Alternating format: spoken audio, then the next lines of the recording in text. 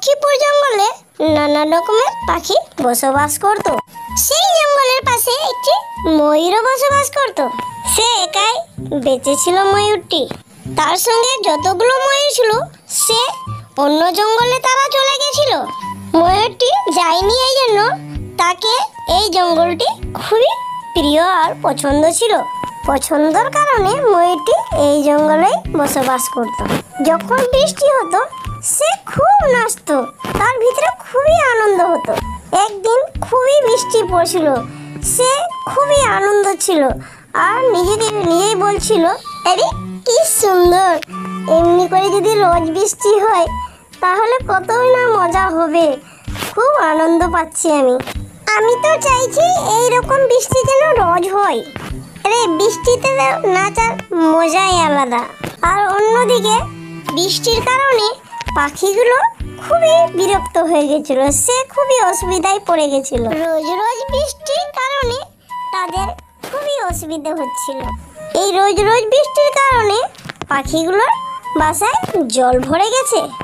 পাখিগুলো বৃষ্টির কারণে খুবই হয়রান ছিল কি আমরা কি করব। তাই তারা সব পাখিদের ডেকে আলোচনা করলো, আরে ভাই আমাদের কিছু না কিছু করতে হবে।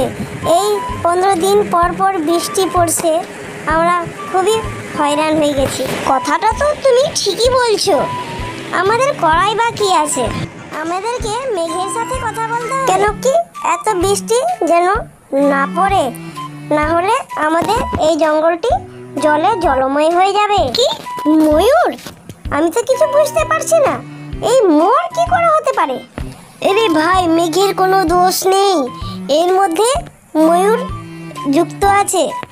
আরে ভাই যে সময় ময়ূর নাচে সেই সময় বৃষ্টি হয় খুব জোরে। ময়ূর যদি না নাচে তাহলে বৃষ্টি আর হবে না। আচ্ছা তার মানে এই কথা, তাহলে আমাদেরকে ময়ূরের সঙ্গে কথা বলতে হবে। এই কথা বলে কালো কাক আর মিঠু টিয়া চলে যায় ময়ূরের কাছে। ময়ূরটিকে গিয়ে বুঝাবো, যদি তুমি এই জঙ্গলে থাকতে চাও তাহলে নাচা তুমি বন্ধ করে দাও। দুজনেকে দেখে ময়ূর খুবই খুশি হলো। আমরা দুজনে তোমার কাছে এই জন্য এসেছি কি তুমি এখন নাচা বন্ধ করে দাও। আরে ভাই অসুবিধা তো আমার হওয়া উচিত, কিন্তু এটা তো উল্টো হচ্ছে। ময়ূর দুজনকে জিজ্ঞেস করে, আরে ভাই তোমরা কেন এসছো আমার কাছে? কেন কি তুমি যখনই নাচো তখনই আমরা অসুবিধায় পড়ে যাই। আরে ভাই তোমাদের কিসের অসুবিধে হচ্ছে? নাচছি আমি, তোমাদের কিসের অসুবিধে? ময়ূরটির কথা শুনে তাদের দুজনের খুবই রাগ হয়ে যায়। কেন কি ওরা দুজনে ময়ূরকে বোঝাতে এসেছিল, উল্টো হয়ে গেল এখানে। ময়ূর তাদের দুজনকে বুঝিয়ে দিল, দুজনে ময়ূরের কাছ থেকে রাগ করে চলে গেল। ময়ূর ওদের দুজনের রাগ করা দেখে খুবই হয়রানি হলো। ময়ূরটি তাদের দুজনের কথা কিছুই মনে করলো না। ওরা দুজনে পাখিগুলোর কাছে ফিরে এলো। তারা সবাই মিলে আলোচনা করলো কি এবারে মেঘের কাছে যাওয়া যাক, কেন কি মেঘই যা কিছু করার থাকে করবে। এরপরে ওরা দুজনেই মেঘের কাছে গেল। তাদের দুজনকে দেখে মেঘ বলে, তোমাদের কি অসুবিধে? তোমরা এখানে কি করতে এসেছো? আমরা দুজনে এই কথা বলতে এসেছি কি তুমি আর বৃষ্টি করো না, কেন কি এই বৃষ্টির জন্য আমাদের বাসাগুলো খারাপ হয়ে গেছে। বৃষ্টি তো জরুরি আছে, যদি বৃষ্টি না হয় তাহলে তো জঙ্গল শুকিয়ে যাবে, আর তোমরা যেখানে থাকছো সেখানকার গাছপালাও শুকিয়ে যাবে। আমরা কিছু জানি না, বৃষ্টি আর যেন না পড়ে, কেন কি এই বৃষ্টির কারণে আমাদের খুব অসুবিধা হচ্ছে। আমি ময়ূরকেও নাচতে মানা করে এসেছি, সে আর নাচবে না, কিন্তু আমাকে তো ওর নাচ খুবই পছন্দ, তার নাচ তো আমাকে খুবই ভালো লাগে, সে আমার প্রিয় বন্ধুও হলো। ময়ূর তোমার ভালো বন্ধু হলো, ঠিক আছে তাহলে আমরা যাচ্ছি, একটু শুধু আমাদের উপরে কৃপা করো। তারপরে তারা দুজনে ওখান থেকে চলে এলো। আস্তে আস্তে দিনটি কেটে যাচ্ছিল, বৃষ্টি ছুটার নামই করছিল না। অন্যদিকে এই বৃষ্টি পড়া দেখে ময়ূর খুবই খুশি ছিল। একদিনের কথা, খুব জোরে বৃষ্টি পড়ছিল, সব পাখিরা এক জায়গায় বসলো। কালু কাক পাখিদের বলছে, যদি বৃষ্টি থামতে হয় তাহলে চলো জঙ্গল থেকে বের করে দিই এই ময়ূরটিকে, তাহলে বৃষ্টি পড়া বন্ধ হয়ে যাবে। আরে তুমি কি বলছো? ময়ূর চলে গেলে বৃষ্টি বন্ধ হয়ে যাবে? আরে মেঘ আমাকে বলেছিল কি ময়ূর আমার খুব প্রিয় বন্ধু। কেন কি মেঘ আমাদের বলেছে কি ময়ূর আমার প্রিয় বন্ধু হলো?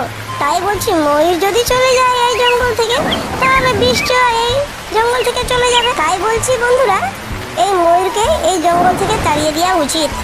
যদি ময়ূরটি এই জঙ্গল থেকে চলে যায় তাহলে তার কোনোদিন বৃষ্টি হবে না। বৃষ্টি যদি না হয় তাহলে আমাদের জঙ্গল সবুজ আর থাকবে না। তোমরা ভুল করছো না তো? যদি চলে যায় ময়ূর এই জঙ্গল থেকে তাহলে তো কোনোদিন এই জঙ্গলে বৃষ্টি আর হবে না। আরে বৃষ্টির সময় তো বৃষ্টি হতেই থাকে না, তাহলে চিন্তা কিসের?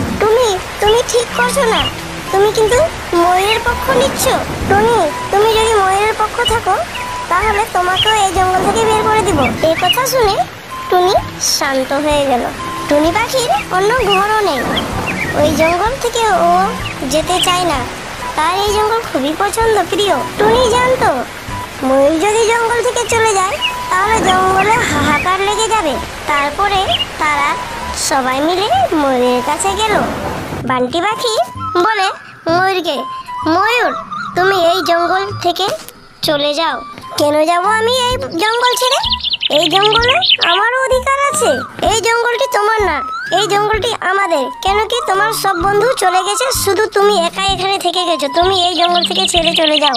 না, এই জঙ্গল ছেড়ে আমি যাব না, এই জঙ্গলটি আমারও আছে। যদি তুমি না যাও তাহলে এই জঙ্গল থেকে ধাক্কা মেরে বের করে দেব। এটা ঠিক করছো না কিন্তু তোমরা আমার সঙ্গে। কেন? জঙ্গলে সবারই অধিকার থাকে। আমরা অত শত জানি না ভাই, তুমি এখান থেকে চলে যাও। এগুলো কথা শুনে ময়ূরের খুব দুঃখ হয়। ময়ূর জঙ্গল ছেড়ে চলে যায় অন্য জঙ্গলে। আমাকে ওই জঙ্গল থেকে তাড়িয়ে দেওয়াটা ভালো করলো না আমার সাথে। অন্যদিকে বাদল সব দেখছিল উপর থেকে, আর সে নিজে নিজে বলছিল আর আমি এই জঙ্গলে বৃষ্টি হতে দেব না। এরা যতই কিছু আমায় বলুক, আমি আর এই জঙ্গলে বৃষ্টি করব না। আমার ভীষণ রাগ হয়েছে। দিনটি আস্তে আস্তে কেটে যাচ্ছিল, কিন্তু ময়ূর যতদিন থেকে গেছে ততদিন থেকে বৃষ্টি পড়াই বন্ধ হয়ে গেছে। পাখিরা খুব খুশি ছিল কি যাক বৃষ্টি পড়া বন্ধ হয়ে গেছে। পাখিরা আরামে জীবন যাপন করছিল। সময়টি তাড়াতাড়ি কেটে যাচ্ছিল। 1 বছর কখন কেটে গেল পাখিদের কোনো খেয়ালই নেই। এদিকে রৌদ্র গরম খুবই পড়ে গেল। গরমের কারণে পাখিগুলো খুব বিপদে পড়ে গেল। এই গরমের কারণে পাখিদের জলের অভাব ও কষ্ট হয়ে গেল। গাছপালাগুলোও শুকিয়ে যাচ্ছিল, কিন্তু বৃষ্টি এখন পর্যন্ত পড়লো না। আবার পাখিগুলো এক জায়গায় বসে আলোচনা করলো, আরে বন্ধু বৃষ্টি কেন হচ্ছে না? 1 বছর তো হয়ে গেল, এখন আবার তোমরা কেন চিন্তা করছো? তোমাদের কারণে তো বৃষ্টি বন্ধ হয়েছে। এটা কি বলছো টুনি পাখি? তোমার মাথা তো ঠিক আছে? হ্যাঁ, আমার মাথা ঠিক আছে। তোমাদের মাথা খারাপ হয়ে গেছিল, তাই তোমরা এই জঙ্গল থেকে ময়ূরকে তাড়িয়ে দিলে। তাতে কি হয়েছে? ময়ূর চলে গেছে তো ময়ূর চলে গেছে তো তা বলে কি বৃষ্টি আর হবে না জঙ্গলে?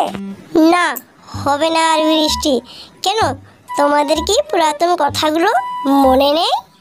এসব কথা শুনে পাখিদের পুরাতন দিনের কথা খেয়াল পড়ে যায়।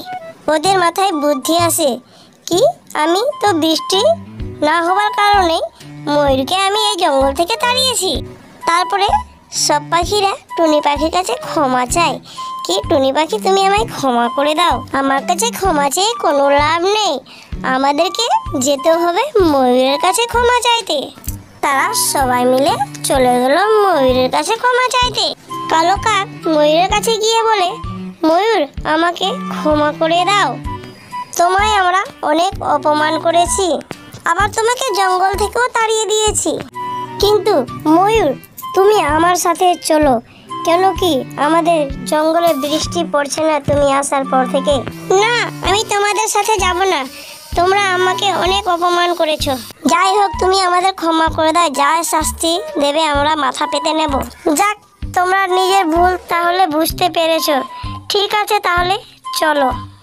এরপরে ময়ূরটি সব পাখিদের সাথে তাদের জঙ্গলে চলে গেল, আর সবাই মিলে ময়ূরের সাথে জঙ্গলে গিয়ে নাচতে লাগলো।